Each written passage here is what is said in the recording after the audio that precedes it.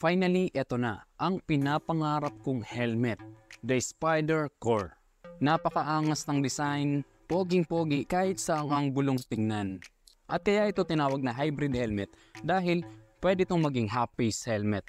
Pipindutin mo lang ito nandito sa ilalim, then na, half-face helmet na.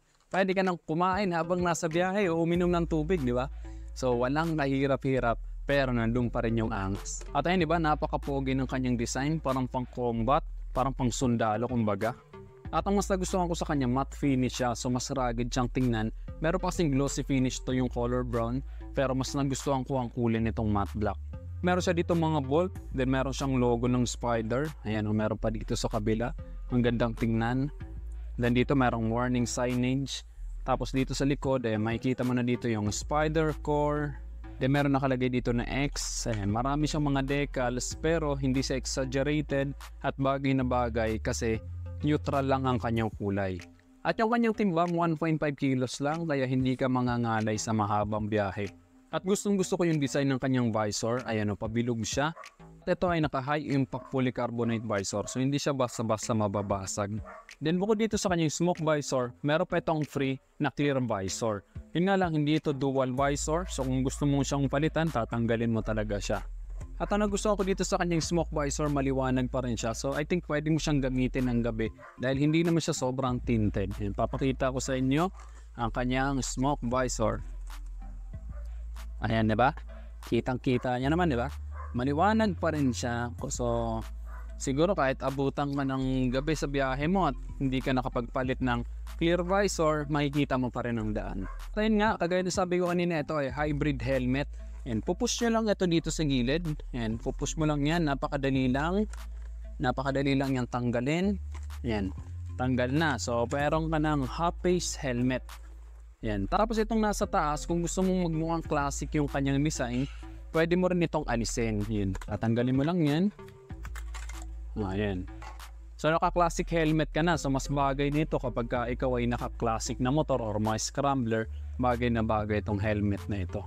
Kaya kung gusto mo naman ng pang motocross ang style mo, halimbawa ikaw ay naka-dirt bike, bagay na bagay din ito dahil pwede siyang pang motocross ang style. Ayan. Pabalik mo lang siya. Napakadali lang ibalik, hindi ka mahihirapan. Yan. Didiin mo lang siyang ganyan. Yan. Pang motocross na ang helmet mo. Then syempre ibabalik mo itong nasa kanyang chin. Yan. Napakadali lang din ibalik niyan. Yan. Walang kahirap-hirap. At meron siya ditong ventilation sa taas para kapag ka naiinitan ka, buksan mo lang yan para may papasok na hangin sa loob. Pati dito sa kanyang chin, meron din siya mga ventilation. Yan. Papasok dito yung hangin at sisingaw dito sa loob. At ayan, naka-quick release strap din siya kaya madali siyang tanggalin at madali siyang suotin. Pagdating sa kanyang mga padding, malambot siya at komportable siyang gamitin pero hindi siya ganun kakapal yung kanyang mga padding. And medyo manipis yung kanyang mga foam na ginamit dito sa Spider Core kumpara doon sa mga iba kong helmet na Spider, yung Spider Corsa, Spider Strike at Spider Fury, makakapal yung kanyang mga padding. Eto, medyo mas maninipis siya. At nagustuhan ko yung material na ginamit dito sa likuran kasi leatherette siya para kapag maulan, dudulas lang yung tubig dyan, hindi siya ma-absorb. So hindi mamamaho ang helmet natin at hindi mababasa yung batok natin. Then itong part na to, reflectorized yan, so mas visible tayo sa kalsada. Ibig sabihin kapag tinamaan siya ng ilaw, parang nakikita ng mga tao na umiilaw yan. So mas kita tayo, so dagdag safety na rin yun. At naka-dual density ABS liner din ito kaya safe na safe din yung ulo natin. Kung mapapansin natin, makapal yung kanyang styro dito. At ito talaga, protektado talaga yung ating noo. Itong ating pinakaulo. Ayan, makakapal yung kanyang styro na ginamit dito. Then kung mapapansin niyo, meron siya ditong logo ng salamin. Ibig sabihin ito ay eyewear ready na. Kaya kung ikaw yung rider na kailangan ng salamin dahil malabo ang mata mo, hindi sasakit dito sa part na to, dito sa gilid mo. Manok na tong hiingay.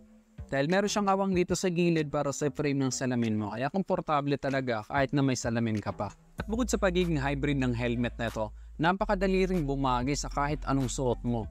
Kahit naka-t-shirt ka lang, pupogi kang tingnan kapag ka nakaganitong helmet ka. Lalo na kapag ka naka-gears ka talaga, naka-jacket ka, mas lalo kang pupogi tingnan. Sa mga sizes naman, meron itong available na medium, large at ang XL. Ang gamit ko ngayon ay ang large.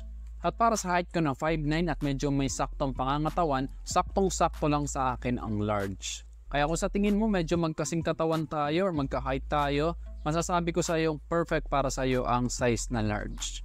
At kahit napaka-astig ng helmet na to, sobrang affordable pa rin ang kanyang presyo dahil 4,495 pesos lang ito.